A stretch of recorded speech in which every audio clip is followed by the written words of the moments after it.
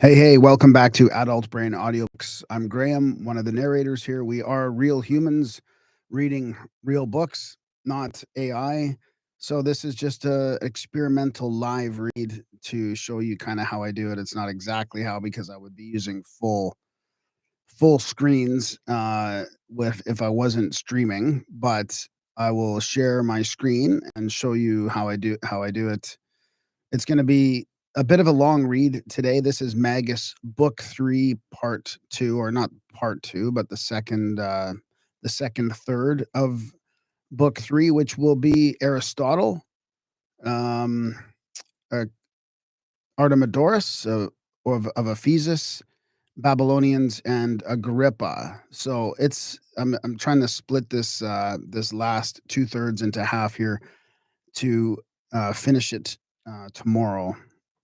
This is my favorite part of this book, the Magus, which is written in 1801 by Francis Barrett. The Magus, or Celestial Intelligencer, a complete system of occult philosophy. This last part is the bio. So book 3 is all the bios of these ancient magi and alchemists and stuff. So it's a pretty cool work from 1800. It kind of tells us what they thought of all these people, or at least what the mat the the modern day maguses thought of the alchemists and the old magi in the 1800s, a couple hundred years ago. So I've got a PDF for backup, but I am reading from sacredtext.com. Just shout out to them. They've got a great amount of old books there. I'm going to share my whole window here and we'll jump into it. Why does this not look right? Entire screen. That's why. Okay, here we go.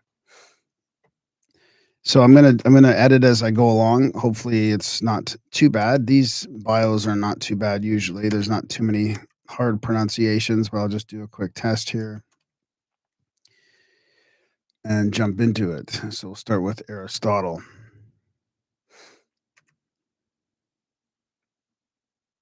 Aristotle, the Peripatetic. Aristotle, the Peripatetic.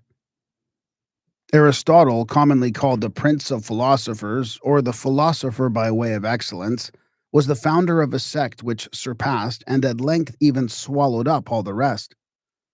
Not but that it has had reverse of fortune in its turn, especially in the 17th century, in which it has been violently shaken, though the Catholic divines on the one side and the Protestant on the other have run, as to the quenching of fire, to its relief, and fortified themselves so strongly by the secular arm against the new philosophy that it is not like to lose its dominion. Mr. Moreri met with so many good materials in a work of Father Rapin that he was given. Just going to redo that quickly. I'm going to just expand this out. So normally these would be on one full page. So it would be a little easier. I got to switch my speaker out too, so it's coming through my ears. Oh no, it is switched, but it's not working. Hang on, let me try that. Mr. Moreri. Oh, there we go. Okay. So many good materials in a work of. All right. Scroll up while I stop.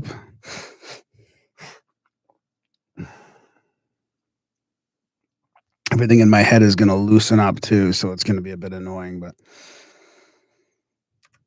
Mr. Moreri met with so many good materials in a work of Father Rapin that he has given a very large article of Aristotle, enough to dispense with any assistance. Accordingly, I design not to enlarge upon it as far as the subject might allow, but shall content myself with observing some of the errors which I have collected concerning this philosopher. It is not certain that Aristotle practiced pharmacy in Athens while he was a disciple of Plato, nor is it more certain that he did not. Very little credit ought to be given to current tradition that he learnt several things of a Jew, and much less to a story of his pretended conversion to Judaism. They who pretend that he was born a Jew are much more grossly mistaken. The wrong pointing of a certain passage occasioned this mistake. They are deceived who say that he was a disciple of Socrates for 3 years, for Socrates died 15 years before Aristotle was born. Aristotle's behavior towards his master Plato is variously related. Some will have it that Through prodigious vanity and ingratitude, he set up altar against altar. That is, he erected a school in Athens during Plato's life and in opposition to him. Others say that he did not set up. So that's super interesting, eh? Like that's looks like it's exactly the opposite of what we think right now. That there was a lineage, Aristotle, Plato, and Socrates. Others say that it.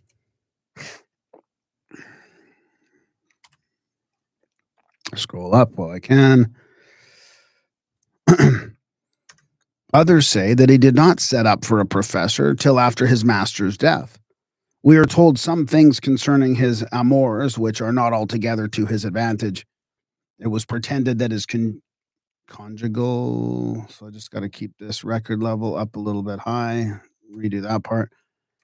It was pretended that his conjugal affection was idolatrous, and that if he had not retired from Athens, the process for irreligion, which the priests had commenced against him, would have been attended with the same consequences as that against Socrates.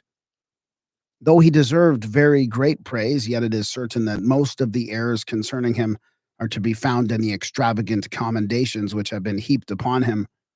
As, for example, it is not a downright falsehood to say that if Aristotle spoke in his natural philosophy like a man, he spoke in his moral philosophy like a god, and that it is a question in his moral philosophy whether he partakes more of the lawyer than of the priest, more of the priest than the prophet, more of the prophet than of the god. Cardinal Pallavinci scrupled not in some measure to affirm that if it had not been for Aristotle, the church would have wanted some of its articles of faith. The Christians are not the only people who have authorized his philosophy. The Mohammedans are little less prejudiced in its favor, and we are told that to this day, notwithstanding the ignorance which reigns among them, they have schools for this sect. It will be an everlasting subject of wonder to persons who know what philosophy is to find that Aristotle's authority was so much respected in the schools for several ages that when a disputant quoted a passage from this philosopher, he who maintained the thesis durst not say transiat, but must either deny the passage or explain it in his own way. It is in this manner we treat the Holy Scriptures in the divinity schools. The parliaments which have proscribed all other philosophy but that of Aristotle are more excusable than the doctors. For whether the members of Parliament were really persuaded that this philosophy was the best of any, or was not, the public good might induce them to prohibit new opinions, lest the academical divisions should extend their malignant influence to the disturbance of the tranquillity of the state. What is most astonishing to wise men is that the professors should be so greatly. So I probably would have redone that whole sentence. I kind of stumbled along it a little bit, but I think I'm going to leave it for this book while I'm streaming here. Hey, Bhutan Lucifer, what's up? Where was I? What is most? Oh, yeah, I better double check that. The state.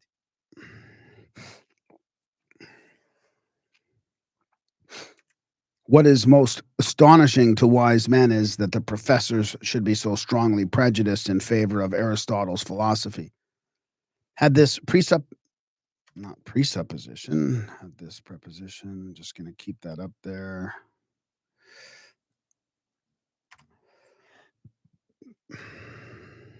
Prepossession. The burps are coming up. I think I missed a note too. Did I miss a note at the beginning? I'm trying to catch the notes as well, so that I don't read it. So I read them when they should be read after the sentence instead of at the beginning, or instead of at the end. Okay, so let's just go along here. I do find 2 notes there, so hopefully I didn't miss the one.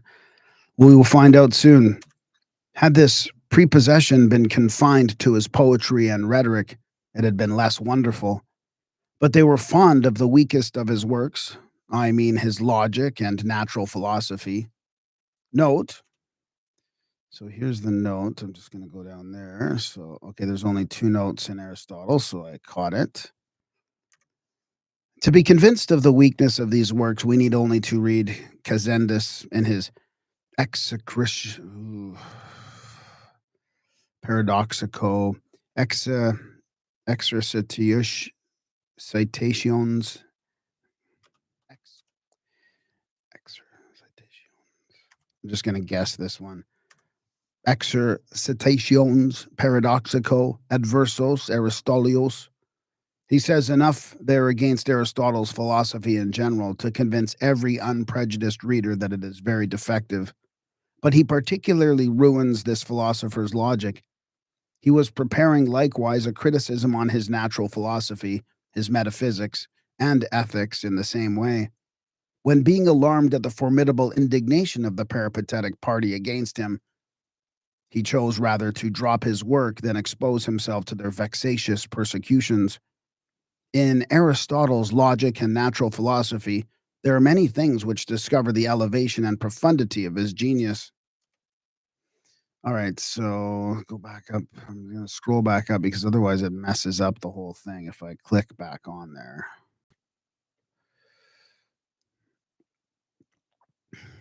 I've already lost it. Okay, there we go. This justice, however, must be done to the blindest of his followers, that they have deserted him where he clashes with Christianity. And this he did in points of the greatest consequence, since he maintained the eternity of the world and did not believe that providence extended itself to sublunary beings. As to the immortality of the soul, it is not certainly known whether he acknowledged it or not. Note, sometimes when I'm reading this, I will read these notes in a different voice. Like I'll use my mixer to kind of make an echoey voice so you can distinguish the notes from the real narration. But I won't do it in this one. Pomponatius, Nifus, Pomponatius, Pomponatius. Let me just double check with my assistant. I missed this one when I just quickly scanned it. Let me see here. Oh, I'm sorry. I'm messing up this thing here. Let me just check this quickly. Pomponatius, Natius, Pomponatius, Nifus, Pomponatius. Okay. Pomponatius and Nifus had a great quarrel on this subject. The first maintained that the immortality of the soul was inconsistent with Aristotle's principles. The latter undertook to defend the contrary. See the discourse of Le Moth Lever on the immortality of the soul, and Bodin in page 15 of Pref to Demonomania.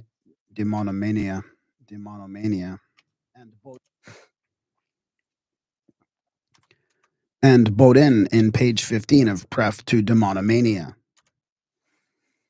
Okay, let's go back up to this. Where is this one? There it is. All right. Take a sip of coffee here.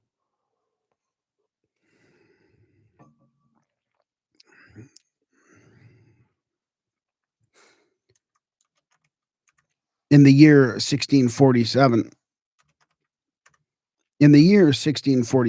the famous Capuchin Valerian Magni published a work concerning the atheism of Aristotle. About 130 years before, Mark Antony Venerius published a system of philosophy in which he discovered several inconsistencies between Aristotle's doctrine and the truths of religion. Campanella maintained the same in his book De Reductione ad Religionem. Should just redo that quickly. Campanella. Scroll up while I can, get the most out of this. Hopefully I can go all the way through the page.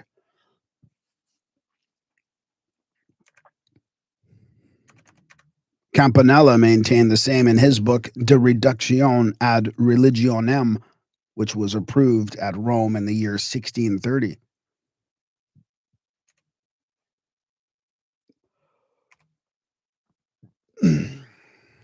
Sorry, the burpees are coming. It was not long since maintained in Holland, in the prefaces to some books, that the doctrine of this philosopher differed but little from Spinozism. In the meantime, if some peripatetics may be believed, he was not ignorant of the mystery of the Trinity. He made a very good end and enjoys eternal happiness.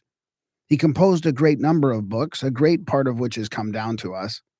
It is true some critics raise 1,000 scruples about them. He was extremely honored in his own city, and there were not wanting heretics who worshipped his image with that of Christ. There is extant some book which mentions that before the Reformation there were churches in Germany in which Aristotle's ethics were read every Sunday morning to the people instead of the gospel. There are but few instances of zeal for religion which have not been shewn for the peripatetic philosophy. Paul de Foix, famous for his embassies and his learning, would not see Francis Patricius at Ferrara because he was informed that the learned man taught a philosophy different from the peripatetic. This was treating the enemies of Aristotle as zealots treat heretics. After all, it is no wonder that the peripatetic philosophy, as it has been taught for several centuries, found so many protectors, or that the interests of it are believed to be inseparable from those of theology. For it accustoms the mind to acquiesce without evidence. This union of interests may be esteemed as a pledge to the peripatetics of the immortality of their sect, and an argument to abate the hopes of the new philosophers. Considering withal that there are some doctrines of Aristotle which the moderns have rejected, and which must, sooner or later, be adopted again. The Protestant divines have very much altered their conduct, if it is true, as we are told, that the first reformers clamored so loud against the peripatetic philosophy. The kind of death, which in some respects does much honor to the memory of Aristotle, is that which some have reported, viz., that his vexation at not being able to discover the cause of the flux and reflux of the Euripus occasioned the distemper of which he died. Some say that being retired into the island of Euboea, to avoid a process against him for irreligion, he poisoned himself. But why should he quit Athens to free himself from persecution this way?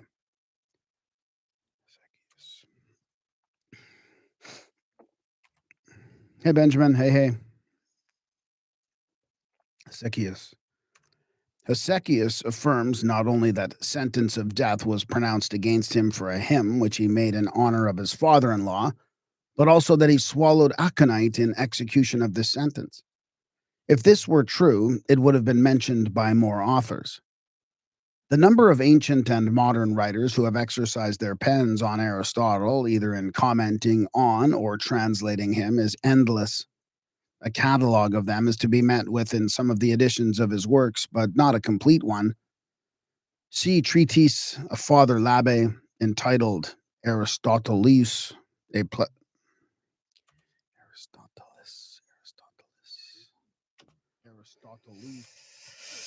Oh man, I didn't catch this one. I'm gonna have to try and treatise of Father Labbe.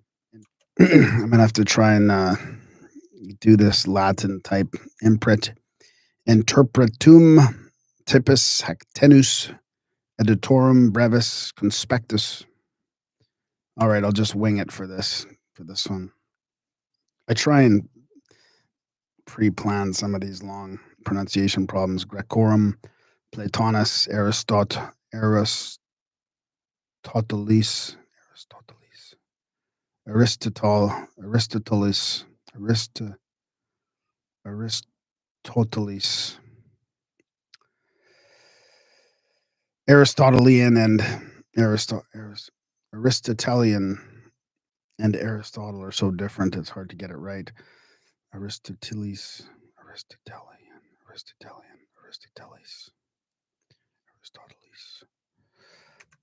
See a treatise of Father Labbe entitled Aristotelis and Platonis Grecorum Interpretum Typus Hactenus Editorum Brevis Conspectus, a short view of the Greek interpreters of Aristotle and Plato hitherto published, printed at Paris in the year 1657, In 4TO, Mr. Tessier names 4 authors who have composed the life of Aristotle: Ammonius, Guarini, authors. Oops, I went back. I went back to the above line. Guarini of Verona, John James Barrett, Guarini of Verona, John James Barrett, and Leonard Aretin. He forgot Jerome Gemuzius, physician and philosopher. Let me just redo that one quickly. I didn't catch this ending of this chapter either. Peter Bale. He forgot Jerome Gemuzius. He forgot Jerome Gemuzius, physician and professor of philosophy at Basel, author of a book, De Vitae Aristotelius, et Eus Operum Centrua, The Life of Aristotle, and a critique on his works. Peter Bale.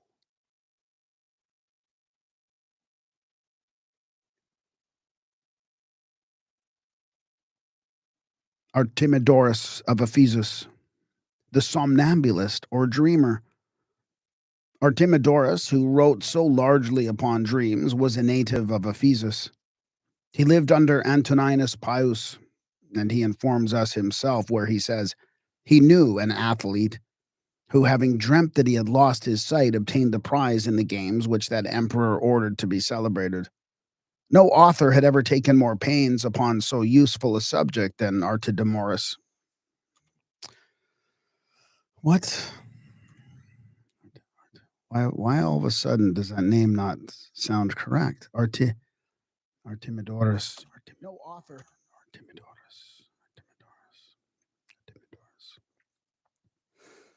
Artimedorus. Where was I? No author. I should scroll up here. Where am I? There we go.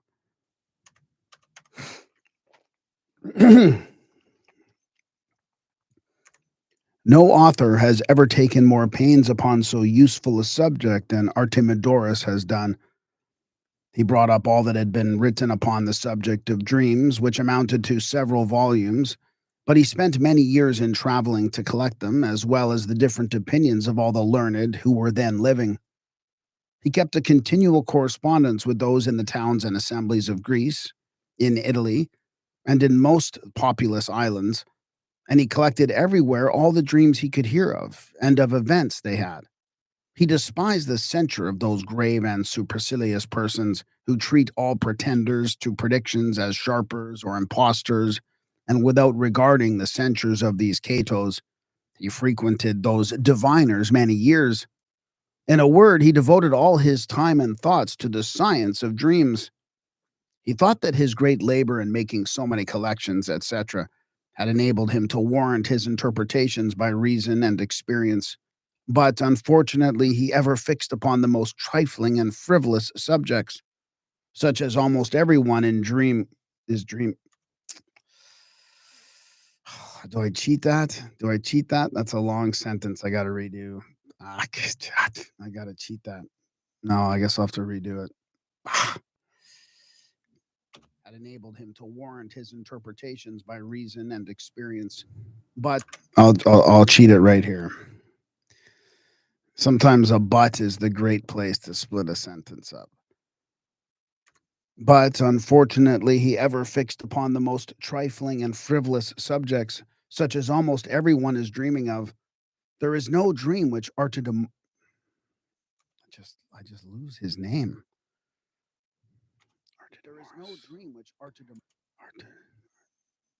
it's probably because it's not pronounced like a lot of these other names. Artimedorus.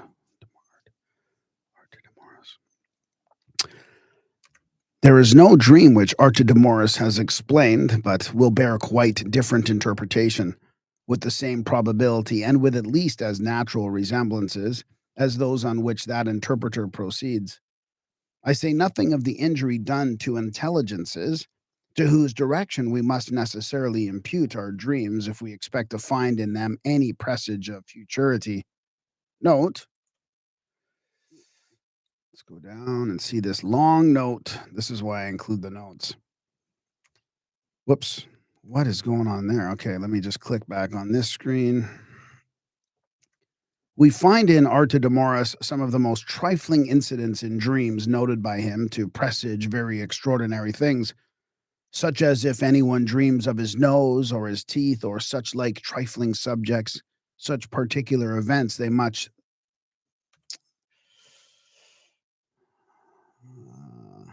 I messed up that sentence. Right at the end of it, too. Such as if. Okay, such a. Yeah, that's a break right there. Such a those. Thank God for the semicolon in the 1800s. Such as if anyone dreams of his nose or his teeth, or such like trifling subjects, such particular events they must denote. Now, as we cannot attribute a true and significant dream to any other cause than the celestial intelligences or an evil daemon. Fuck, that should be demon. Fuck. Sometimes they have daemon. Sometimes they have demon, but I got to get this one right. It's important. I don't want to call it the wrong thing. Now, as we cannot attribute a true and significant dream to any other cause than the celestial intelligences or an evil demon, or else to the soul itself, which possesses an inherent prophetic virtue, as we have fully treated of in our second book of magic, where we have spoken of prophetic dreams. I say from which of these causes a dream proceeds, we must ascribe but a very deficient portion of knowledge to either of them, if we do not allow them capable of giving better and plainer information respecting any calamity or change of fortune or circumstances than by dreaming of one's nose itching or a tooth falling out, and 100 other toys like these.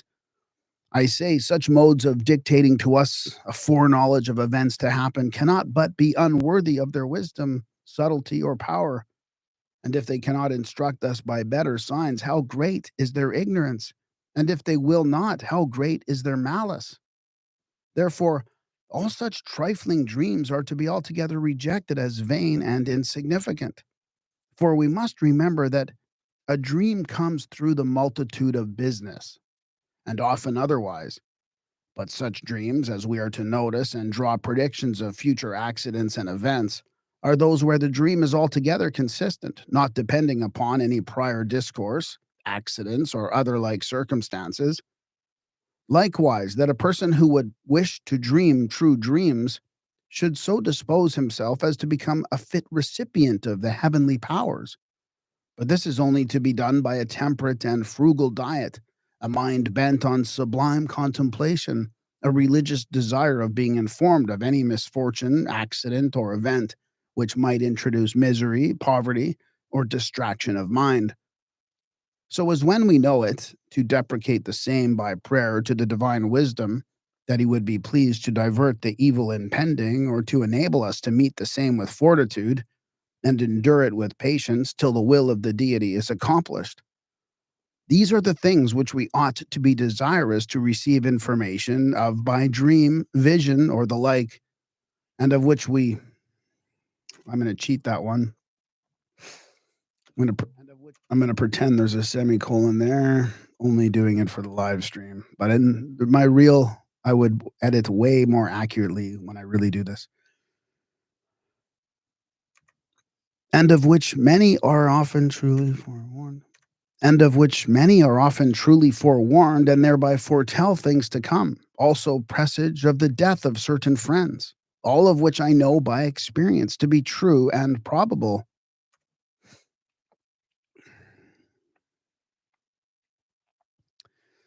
Go back to find that note. It should be in here. There it is.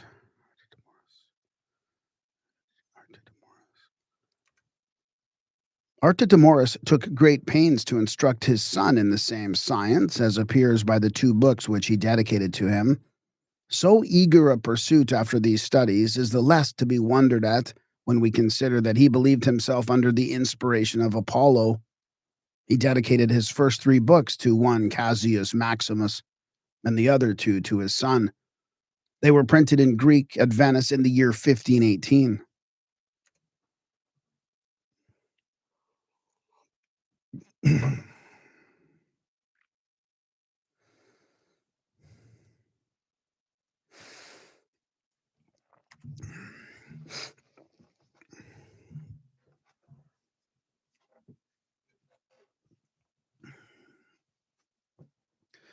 Okay, I just got to resituate myself here.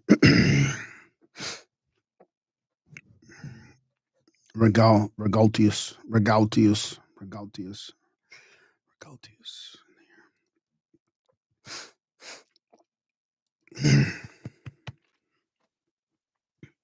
Check, check, check.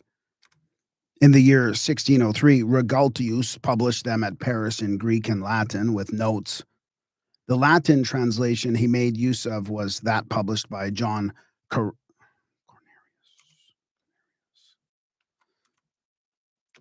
The Latin Cornelius. The Latin translation he made use of was that published by John Cornelius at Brazil in the year 1539. Artimedorus wrote a treatise of augury and another upon chiromancy, but we have no remains of them. Tertullian has not taken notice of him in that passage where he quotes several onocritic authors, but Lucian does not forget him, though he names but 2 writers of this class.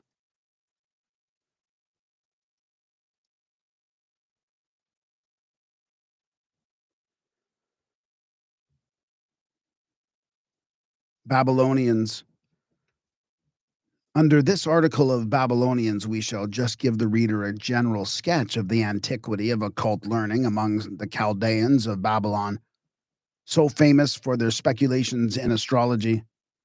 Diodorus Siculus informs us that the inhabitants of Babylon assert that their city was very ancient, for they counted 473,000 years from the first observation. Oh, click on that. Okay, for they counted 473,000 years. I didn't think I got that right. Okay, where do I start that? That their city was very ancient, for they counted four. I'll just split it there. Check. For they counted 473,000 years from the first observations of their astrologers to the coming of Alexander.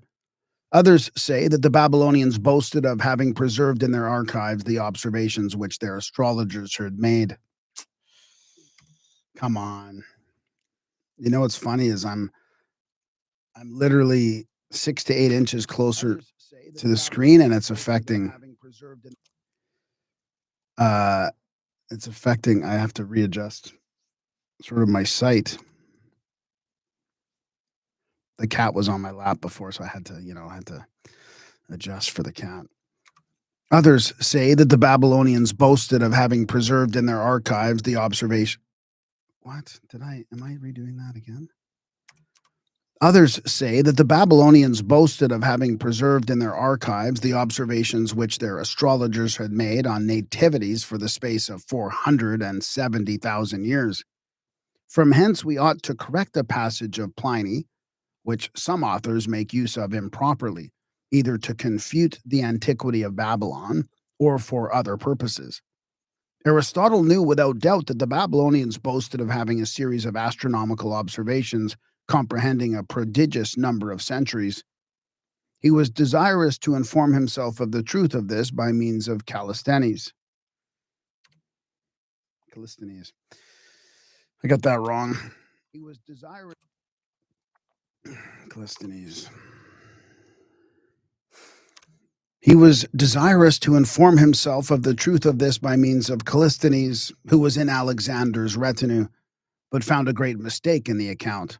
For it is pretended that Callisthenes assured him that the astronomical observations he had seen in Babylon comprehended no more than 1,903 years. Simplicius reports this and borrows it. Okay.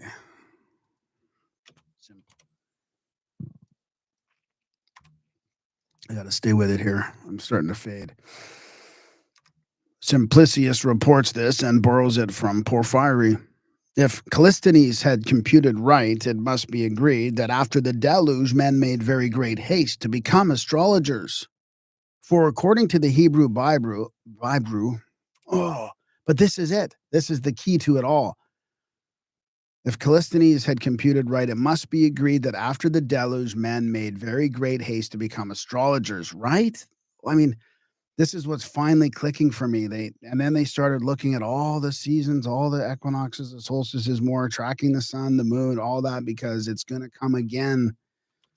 For according to the Hebrew, probably because it was commentary impact too. For according to the Hebrew Bible,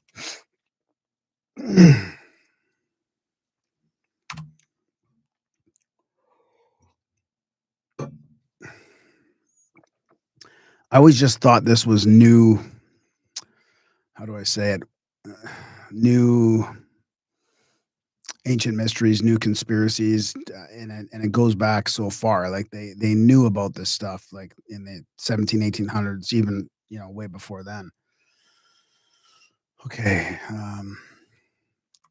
For according to the Hebrew Bible, there is but 2,000 years to be found from the flood to the death of Alexander. Note, that's probably going to just go right there, right? Yeah, this is a pretty small one. Epigenus. Epigenus tells us. Do I search that? I'm going to search that. Just there's a weird Epigenus. Epigenus. That's probably the only way it could be pronounced, but just in case. Epigenus. Epigenus. It's not a genus, it's genus.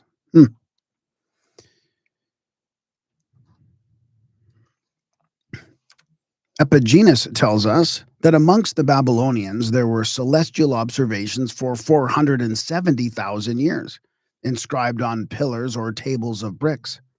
Barosius and Critodemus.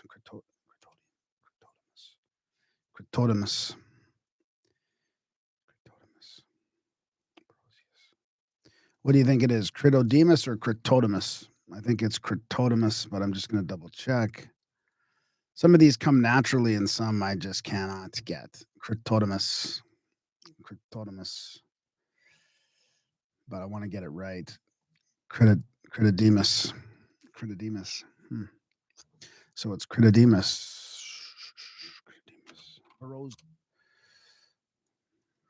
Check.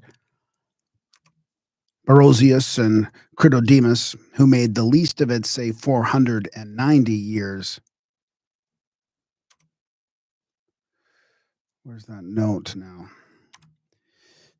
Yeah, the death of Alexander. So this almost at the end of this chapter, and then the last chapter of this little section is on Agrippa, which is quite large. It's probably like another 20 minutes alone just on Agrippa.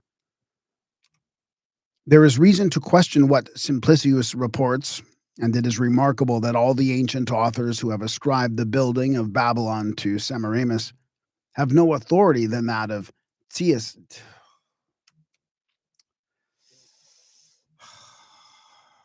Gonna have to redo that. Theseus. Do I just check that? It's got to be Theseus.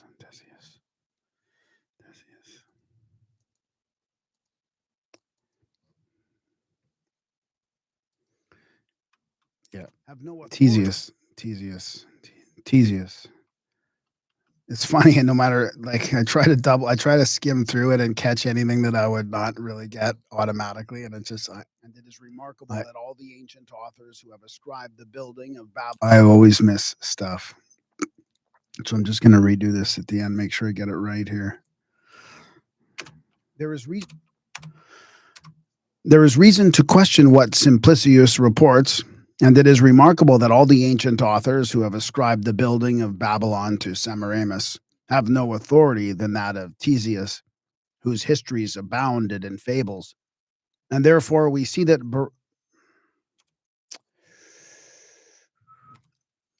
Barosius blames the Greek writers for affirming that Semiramis built Babylon and adorned it with the most beautiful structures. The supplement to Moreri quotes Quintus Curtinus in relation to the immodesty of the Babylonian women who prostituted their bodies to strangers for money. under the idea of performing their devotions required by Venus. Note, this lascivious, this lascivious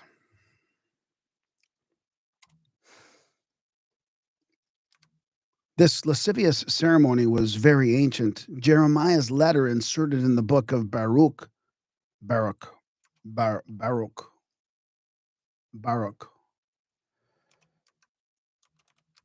This lascivious ceremony was very ancient. Jeremiah's letter inserted in the book of Baruch touches something on it, but in an obscure manner and wants a commentary taken out of Herodotus.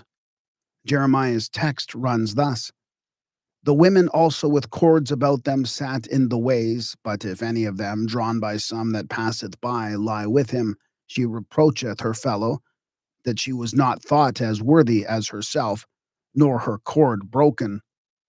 Herodotus informs us that there was a law in Babylon which obliged all the women of the country to seat themselves near the temple of Venus, and there to await an opportunity of copulating with a stranger, etc., etc.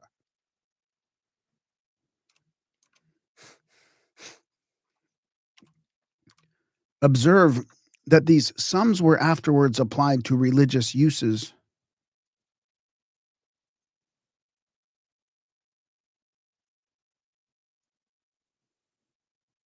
The life of Henry Cornelius Agrippa, knight, doctor of both laws, counselor to Charles V, Emperor of Germany, and judge of the prerogative court. Henry Cornelius Agrippa, a very learned man and a magician, flourished in the 16th century. Note, as he himself asserts in his preface to his three great books of occult philosophy and magic, where he says, who am indeed a magician, applying the word magic to sublime and good sciences, not to profane and devilish arts. Paul Jovius, Thavet, and Martin Del Rio accuse him not of magic, because we cannot apply that to necromantic arts, but the black art. But we shall shew in some of the following notes their grounds on which this accusation of Agrippa is founded, and examine how far their information will justify their calumny against this author. That's the problem. After clicking to the notes, then I have to re-click on my other screen. That's why it's a challenge sometimes. Let's go back up. This is a pretty long chapter, but it should be interesting. And all four of his books are in our catalog. Look back. Pretty interesting stuff. A lot of it pretty dry, though. Check. He was born at Cologne on the 14th of September, 1486. He descended from a noble and ancient family of Nettesheim in Belgium, desiring to walk in the steps of his ancestors who for many generations had been employed by the princes of the House of Austria. He entered early into the service of the Emperor Maximilian. He had at first the employ of secretary, but as he was equally qualified for the sword as the pen, he afterwards turned soldier and served the emperor 7 years in his Italian army. He signalized himself on several occasions, and as a reward of his brave actions, he was created knight in the field. He wished to add the academical honors to the military. He therefore commenced a doctor of laws and physic. He was a man possessed of a very wonderful genius, and from his youth applied his mind to learning, and by his great natural talents he obtained great knowledge in almost all arts and sciences. He was a diligent searcher into the mysteries of nature, and was early in search of the philosopher's stone. And it appears that he had recommended to some princes as master of the art of alchemy, and very fit for the grand projection. Note, we have no authority to say that ever he was in possession of the great secret of transmutation, neither can we gather any such information from his writings. The only circumstance relative to this is what himself says in occult philosophy, that he had made gold, but no more than that out of which the soul was extracted.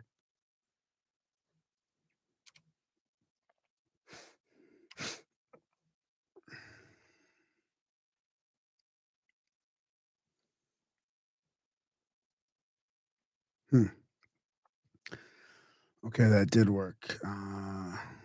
There we go. Okay, so click on that. We'll go back to it.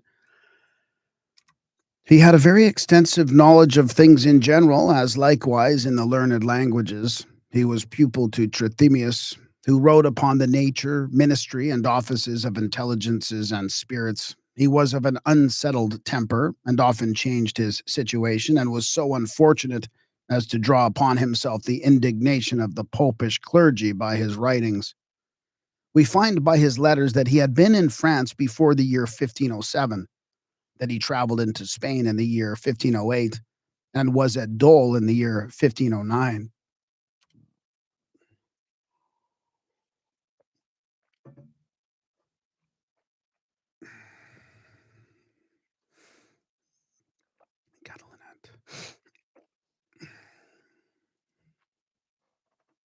Excuse me.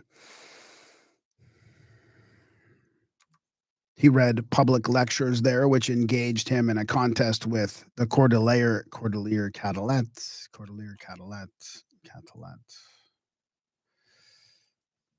I'm just going to try and get a little more comfortable from this.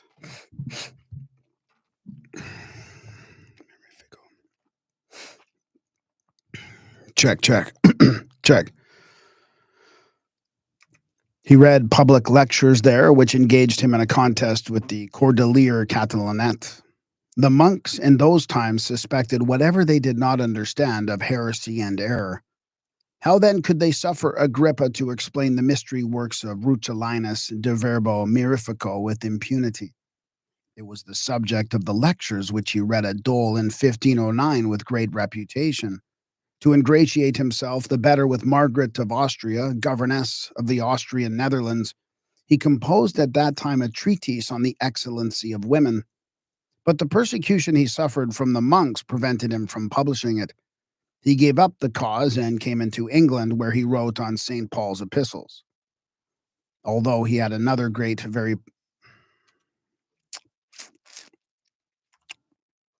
I'm going to split that sentence there. Although he had another very private affair upon his bands. Actually, I don't like that. Epistles, epistles.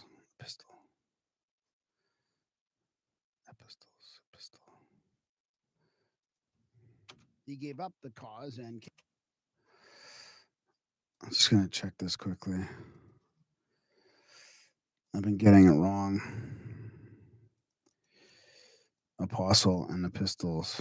The epistle has the T and apostle doesn't. I think. Epistles. Okay, they both, neither of them do. Although he had another very. Okay, I'm just going to redo this sentence here quickly. He gave up the cause and came. Check. Epistles. He gave up the cause and came into England, where he wrote on St. Paul's epistles, although he had another very private affair upon his bands. Being returned to Cologne, he read public lectures there on the questions of the divinity, which are called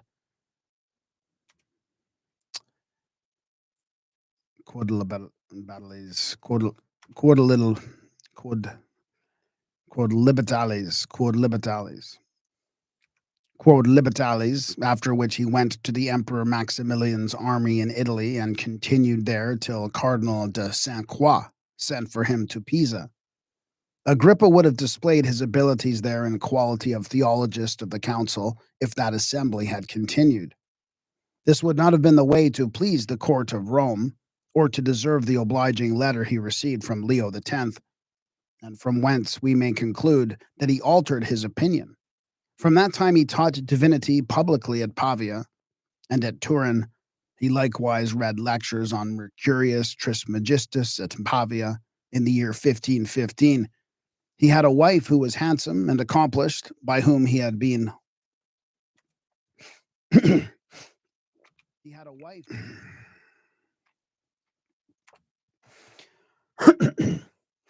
Check. He had a wife who was handsome and accomplished, by whom he had one son. He lost her in 1521. He married again an accomplished lady at Geneva in the year 1522, of whom he gives a very good character. By this wife he had 3 children, 2 sons and 1 daughter, who died. It appears by the second book of his letters that his friends endeavored in several places to procure him some honorable settlement, either at Grenoble, Geneva, Avignon, or Metz. He preferred the post which was offered him in this last city. And I find that in the year 1518 he was chosen by the lords of Metz to be their advocate, syndic. I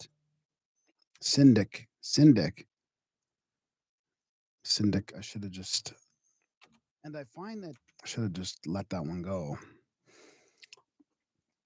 but we will do it properly. And I find that in the year 1518 he was chosen by the lords of Metz to be their advocate, syndic, and orator. The persecutions which the monks raised against him, as well on account of his having refuted the common opinion concerning the 3 husbands of St. Anne, as because he had protected a countrywoman who was accused of witchcraft, made him leave the city of Metz. The story is as follows. A countrywoman who was accused of witchcraft was proposed by the Dominican Nicholas Savini, inquisitor of the faith at Metz, to be put to the torture upon a mere prejudice, grounded on her being the daughter of a witch who had been burnt. Agrippa immediately took up the cudgels and did what he could to prevent so irregular a proceeding, but could not prevent the woman from being put to the question. However, he was the instrument of proving her innocence. Her accusers were condemned in a fine. The penalty was too mild and far from a retaliation. This countrywoman was of Vapy, a town situated near the gates of Metz and belonging to the chapter of the cathedral. There appeared in Messon, who was the principal accuser of this woman, such sordid passions and such a total ignorance of literature and philosophy that Agrippa, in his letter of June 2nd, 1519, treats the town of Metz as the stepmother of learning and virtue. This satirical reflection of Agrippa's might give rise to the proverb, Metz, the covetous and stepmother of arts and sciences. What induced him to treat of the monogamy of St. Anne was his seeing that James Faber Stapulensis, his friend, was pulled to pieces by the preachers of Metz for having maintained that opinion. Agrippa retired to Cologne, his native city, in the year 1520, willingly forsaking a city where the seditious inquisitors had made which, not with, I gotta redo that quickly. Agrippa retired. Uh-oh, my cat wants to sit back down. Agrippa retired to Cologne, his native city, in the year 1520, willingly forsaking a city which the seditious inquisitors had made an enemy to learning and true merit. It is indeed the fate of all cities where such persons grow powerful of whatsoever religion they are of. He again left his own city in the year 1521 and went to Geneva. But his fortunes did not much improve there, for he complained that he was not rich enough to make a journey to Chambéry to solicit the pension which he was led to expect from the Duke of Savoy. This expectation came to nothing, upon which Agrippa went from Geneva to Freiburg, in Switzerland, in the year 1523, to practice physic there as he had done at Geneva. The year following, he went to Lyon and obtained a pension from Francis I. He was in the service of that prince's mother in quality of her physician, but made no great improvement of his fortune there. Neither did he follow that princess when he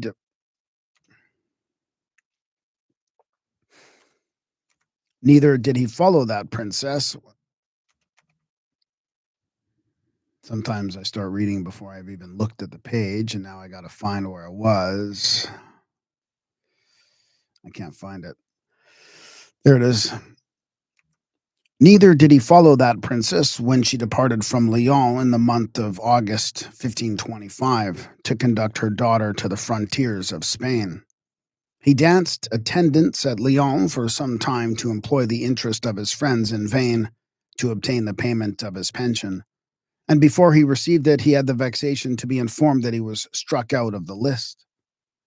The cause of this disgrace was that, having received orders from his mistress to inquire by the rules of astrology what turn the affairs of France would take, he expressed the disapprobation too freely.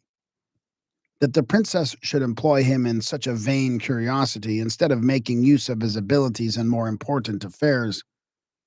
The lady took this lesson very in, but she was highly incensed when she heard that Agrippa had, by the rules of astrology, the Kabbalah, or some other art, predicted new triumphs to the Constable of Bourbon.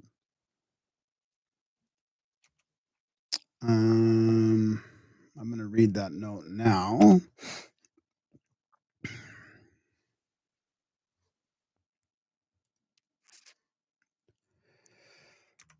Note, see Agrippa's words in his 29th epistle, Lib 4, page 854, which are as follows.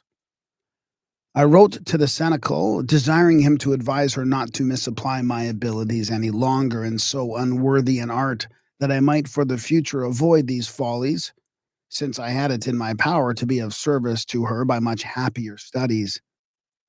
But the greatest misfortune was that this unworthy art and these follies, as he called them, predicted success to the opposite party, as you may judge by his own words. I remember I told the Senecal in a letter. Why is it spelled differently there?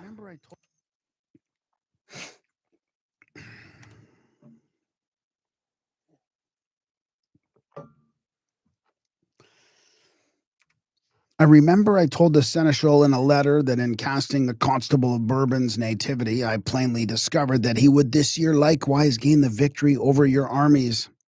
They who are acquainted with the history of these times must see plainly that Agrippa could not pay his court worse to Francis I than by promising good success to the constable.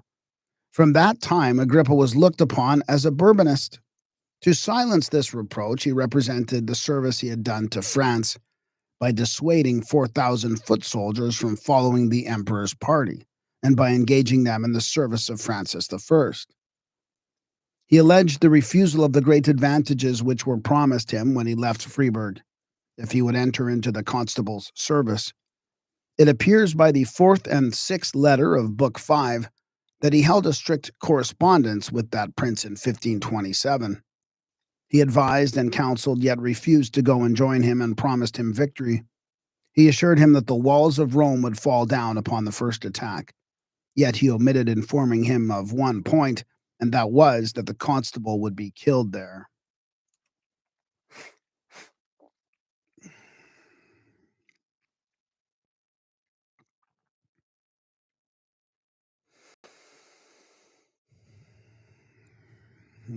It's quite a chapter.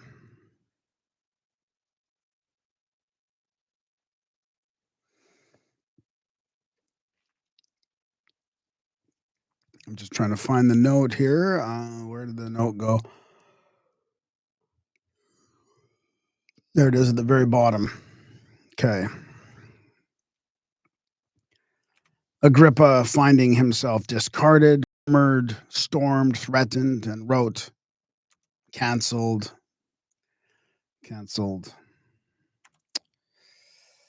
censored.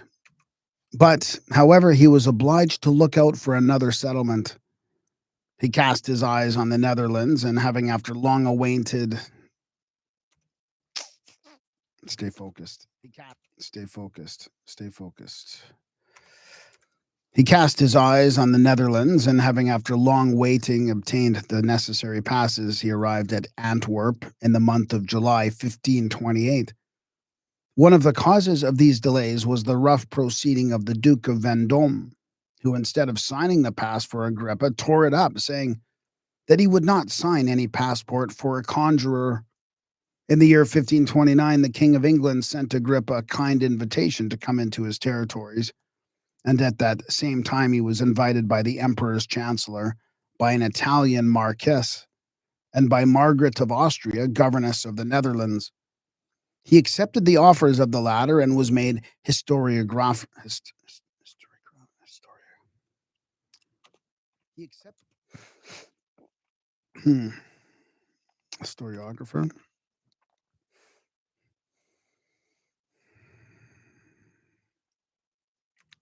He accepted to the He accepted the offers of the latter and was made historiographer to the emperor, a post procured him by that princess. He published, by way of prelude, the history of the government of Charles V, and soon after he was obliged to compose that princess's funeral oration, whose death was in some manner the life of our Agrippa, for she had been strangely prejudiced against him. The same ill office was done him with his imperial majesty. His treatise of the vanity of the sciences, which he caused to be printed in 1530, terribly exasperated his enemies. That which he published soon after at Antwerp, viz., of the occult philosophy, afforded them a still farther pretense to defame him. It was fortunate for him that Cardinal Campegus, the Pope's legate, and Cardinal Delamarque, Bishop of Liege, were his advocates. But, however, their good offices could not procure him his pension as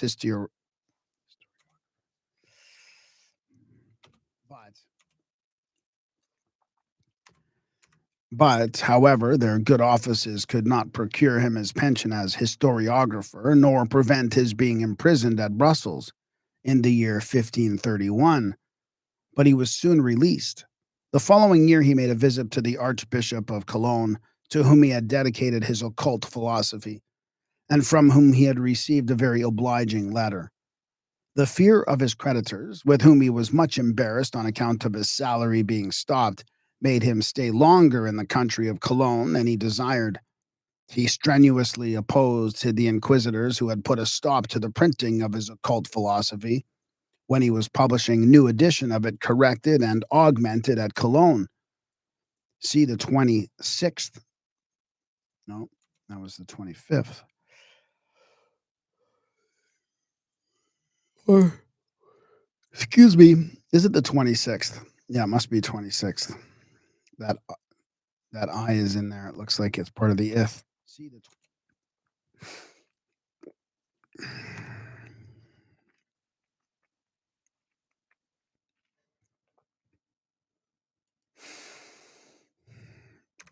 See the 26th and the following letters of the 7th book, 8th book.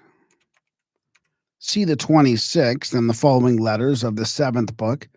In spite of them, the impression was finished, which is that of the year 1533. He continued at Bonn till the year 1535 and was then desirous of returning to Lyon. He was imprisoned in France for something he had said against the mother of Francis I, but was released at the request of certain persons and went to Grenoble, where he died the same year, 1535. Some say that he died in the hospital, but this is mere malice, for his enemies reported everything that envy could suggest to depreciate his worth and character. He died at the house of the Receiver General of the province of Dauphiny, whose son was first president of Grenoble. Mr. Allard, at page 4 of the Bibliothèque of Dauphine, says that Agrippa died at Grenoble in the house which belonged to the family of Ferrand in Clerk's Street, and was then in the possession of the president Vacon, and that he was buried in the convent of the Dominicans. He lived always in the Roman communion, therefore it ought not to have been said that he was a Lutheran. Note,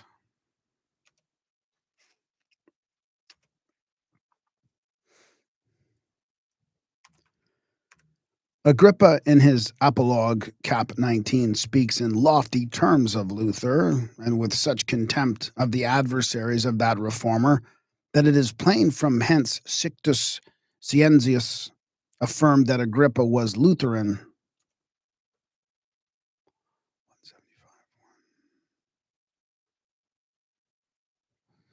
175.1. Where is that note that I just went to?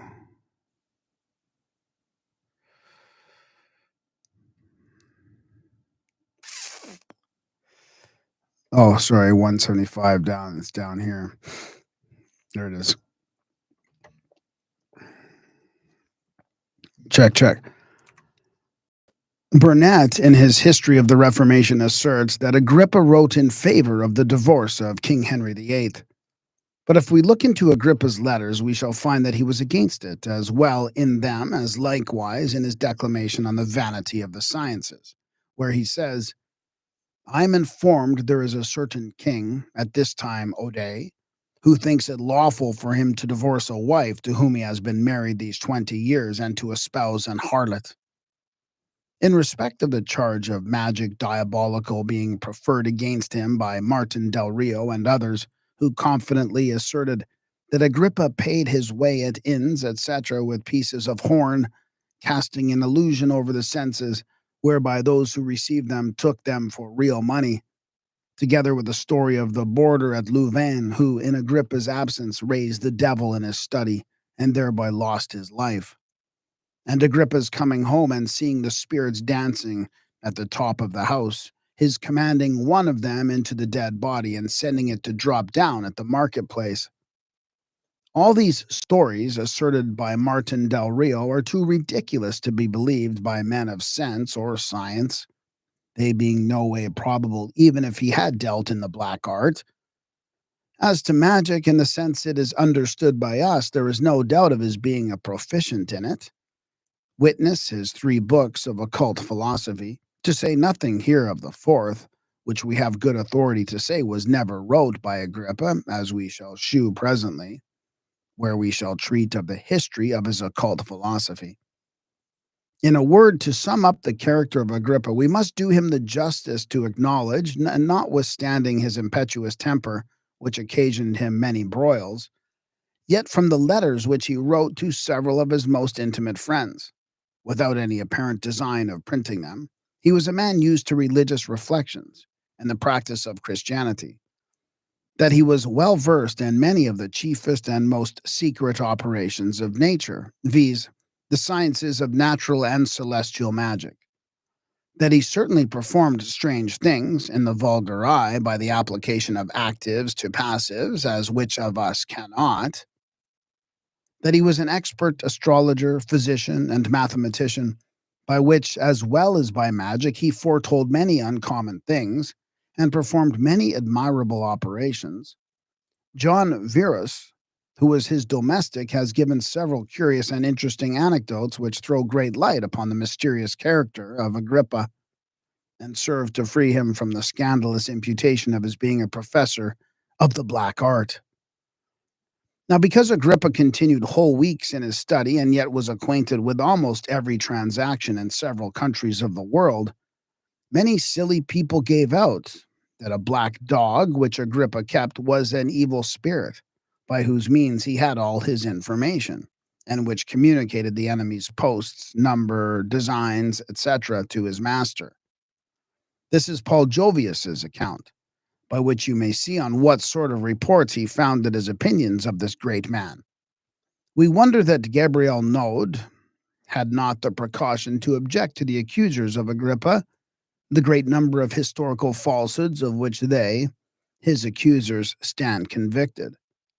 Node supposes that the monks and others of the ecclesiastical order did not think of crying down the occult philosophy till a long time after it was published.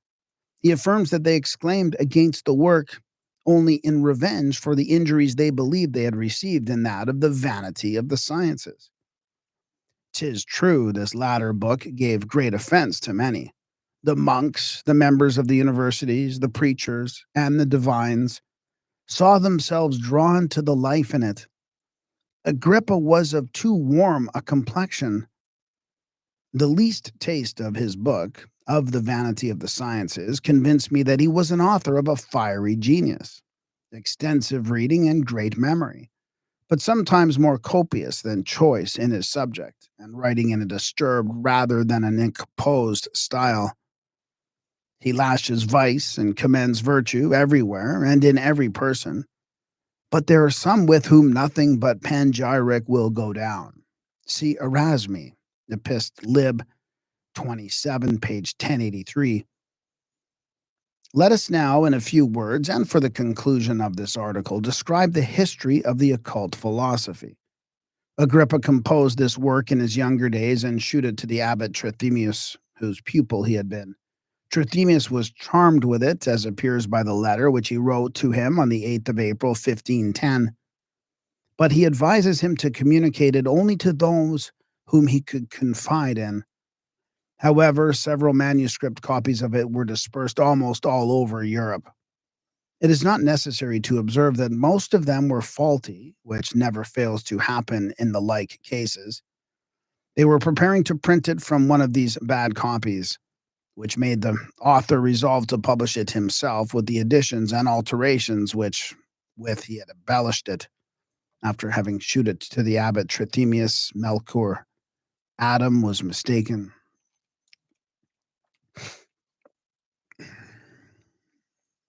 Okay, I'm just going to redo some of that. Which made the author resolve to publish it himself.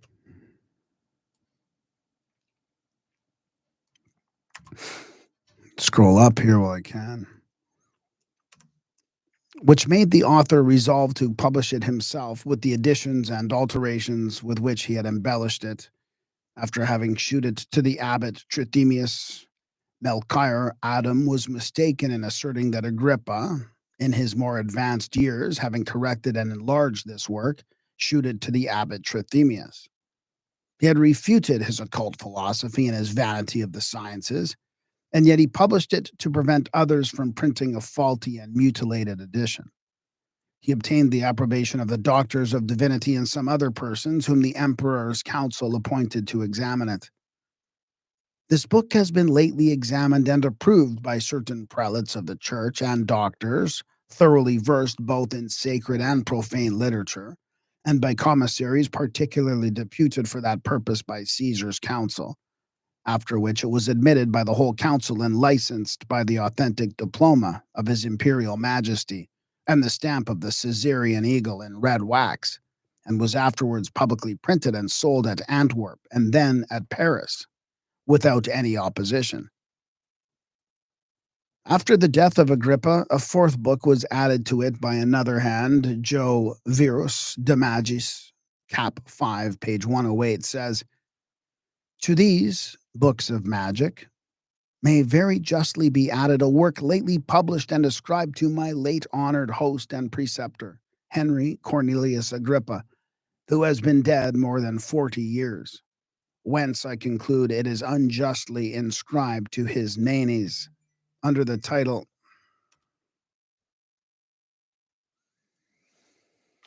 whence I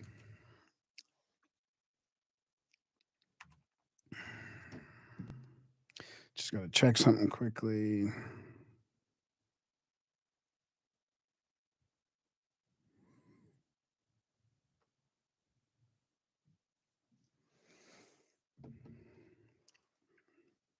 Years. Whence.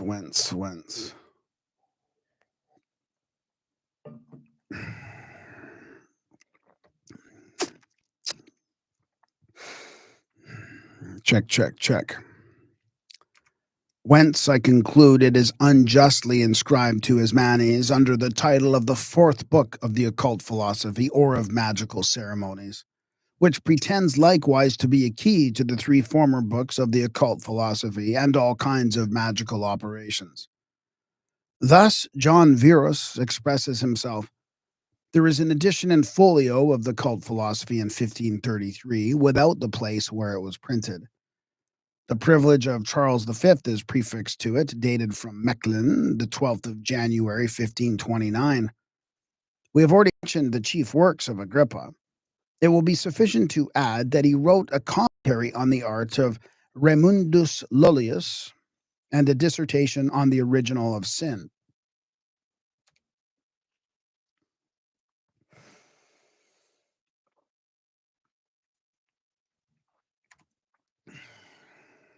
I wonder if that's Raymond Lully. Wherein he teaches that the fall of our first parents proceeded from their unchaste love. He promised a work against the Dominicans, which would have pleased many persons both within and without the pale of the Church of Rome. Note,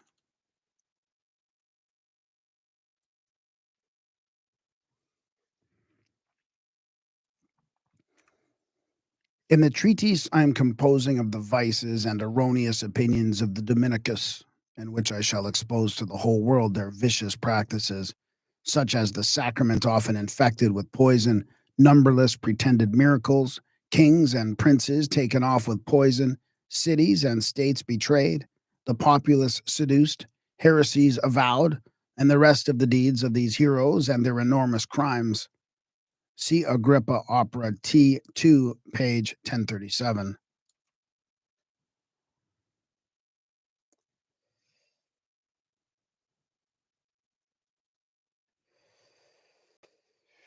So I just got to find that note. It should be below, it should be in here somewhere.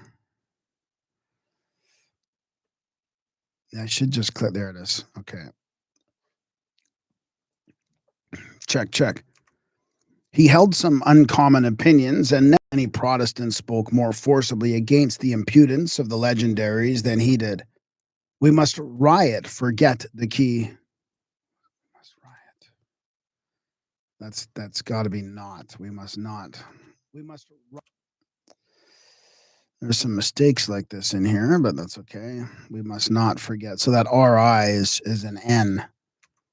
We must not forget the key of his occult philosophy, which he kept only for his friends of the first rank, and explained it in a manner which differs but little from the speculations of our quietists. Now, many suppose that the fourth book of the occult philosophy is the key which Agrippa mentions in his letters to have reserved to himself. But it may be answered with great shew of probability that he amused the world with this key to cause himself to be courted by the curious. That is kind of interesting. He did have a well-traveled life.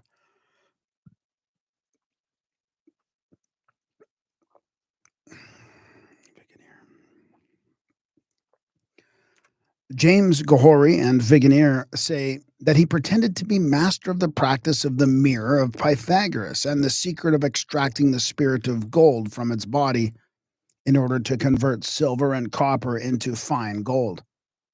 But he explains what he means by this key, where he says in the Epist 19 Lib 5, this is that true and occult philosophy of the wonders of nature. The key thereof is the understanding, for the higher we carry our knowledge, the more sublime are our attainments in virtue, and we perform the greatest things with more ease and effect.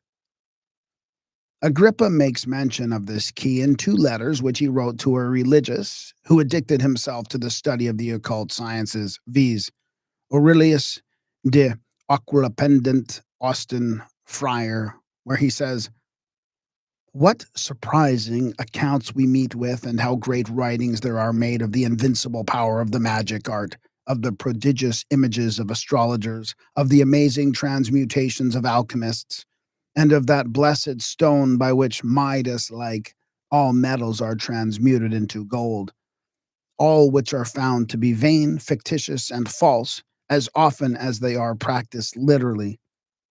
Yet, he says, such things it are delivered and writ by great and grave philosophers, whose traditions who dare say are false. Nay, it were impious to think them lies. Only there is another meaning than what is writ with the bare letters. We must not, he adds, look for the principle of these grand operations without ourselves.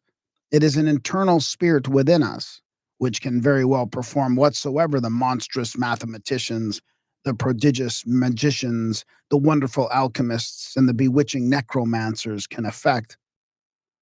Nos habitat non tartara, sed nec sidera coli, spiritus in nobis quid veget, illa facit. See Agrippa, Epist dat Lyon, September 24th, 1727. Notes, Agrippa's three books of magic, with the fourth, were translated into English and published in London in the year 1651. But they are now become so scarce as so very. But they are now as very rarely to be met with. Man, imagine London back then, eh? I went to this old bookstore in 1990, like one of those really old cool bookstores. Man, I wish I would have remembered which one that was. I'm sure it's one of the old famous sort of ancient wisdom occult bookstores, but they are now become so. I remember just being in there for hours, and it could have taken much longer. It's funny, it didn't really resonate with me how much I would have liked old books back then.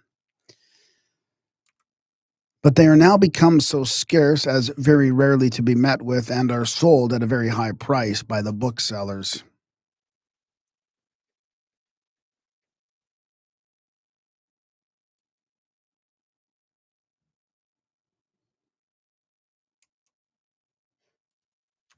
All right. So this is we are all the way down here.